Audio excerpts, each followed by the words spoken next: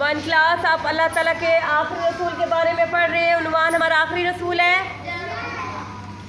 نہیں کیا مطلب؟ ہاں، آپ صلی اللہ علیہ وسلم اللہ تعالیٰ کے آخری نبی ہیں.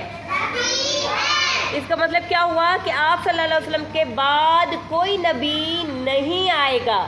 اگر کوئی جھوٹا نبی آئے گا تو اس کو قتل کرنے کا حکم ہے، اس کو مار دینے کا حکم ہے. سمجھ آ گئی؟ آپ کی بک میں کہا گیا ہے کہ آپ مزید 4 انبیاء کے نام بتائیں. تو یہاں پہلے کس نبی کا نام ہے؟ حضرت موسیٰ علیہ السلام. یہ دریا بنا ہوا ہے. اللہ تعالیٰ نے کہا تھا حضرت موسیٰ علیہ السلام کو، ان کے ہاتھ میں ایک چھڑی ہوتی تھی، اس کو عصا کہتے ہیں، کہ اپنی چھڑی دریا میں ڈالو اور یہ دریا کا پانی رک جائے گا. اور وہ پل بن گئی تھی دریا میں، اور حضرت موسیٰ علیہ السلام اور ان کے دوست وہاں سے گزر گئے تھے. لیکن جب فرعون گزرنے لگا تو اللہ تعالیٰ نے دریا کو دوبارہ چلا دیا، چلنے لگ گیا، اور فرعون اس میں ڈوب کے مر گیا. تو حضرت موسیٰ کو اللہ تعالیٰ نے دریا میں بچا لیا تھا، فرعون کو یس.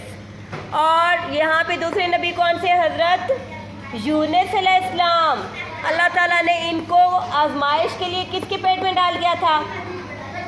مچھلی کے پیٹ میں چلے گئے تھے.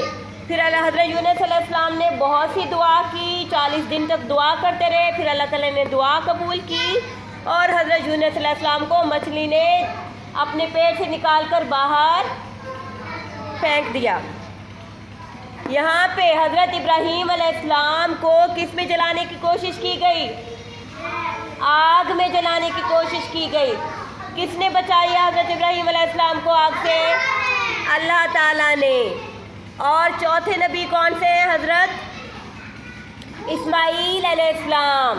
ان کو حضرت ابراہیم علیہ السلام نے ذبح کرنے کی کوشش کی اللہ تعالیٰ کے حکم پر، لیکن یہ ذبح نہیں ہوئے. پھر اللہ تعالیٰ نے کیسے بچایا ان کو؟ ان کی جگہ بکرا، جسے ہم دمبا کہتے ہیں، دمبا، وہ اللہ تعالیٰ نے اس کو ذبح کروا دیا اور حضرت اسماعیل علیہ السلام کو بچا لیا. تو سب سے زیادہ بچانے والی ذات کون ہے؟ ہمیں مشکل میں کون بچاتا ہے؟ اللہ تعالیٰ. ان تمام انبیاء علیہ السلام نے بھی مشکل میں کس کو یاد کیا؟ اللہ تعالیٰ کو.